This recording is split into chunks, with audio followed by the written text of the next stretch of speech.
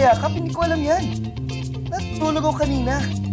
Kunwari ka pa eh. Natutulog ka ba talaga? Natutulog nga.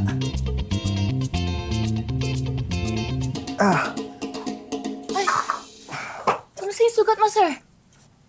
Parang okay naman ah. Malayo pa ang lalakaran natin mamaya. Sigurado ka, ah.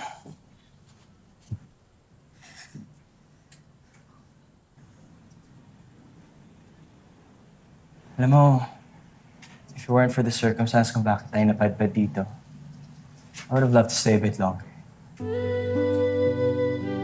Malaya sa mga problema. Negosyo, sa pamilya.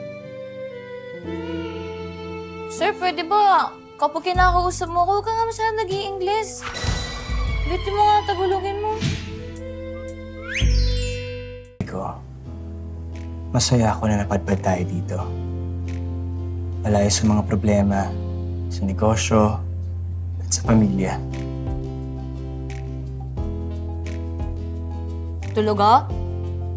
Kahit batuan at manok lang ilagi mong kakainin? Ako, di ko kaya yun, no? Tsaka, ang kati-kati kaya dito, puro lamok kagabi. Salamat pala sa niluto mo kagabi. Sarap. Thank you din, sir, ah. Kung hindi mo ako niligtas at tinulungan, eh, sana wala kang sugat ngayon.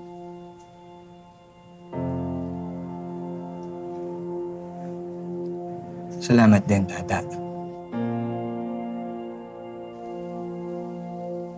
Alam mo, nung una akala ko, problema lang ang dadalhin mo sa akin. Pero nagkamali ako. Hindi ka susuko eh. Madiskarte ka, magaling, at may malasakit ka sa mga tao sa paligid mo. Nabuot sa imo. Swerte kung sino mang mamahalin mong tao, Tata. Ano yun, sir? Swerte kung sinong mamahalin mong tao, Tata.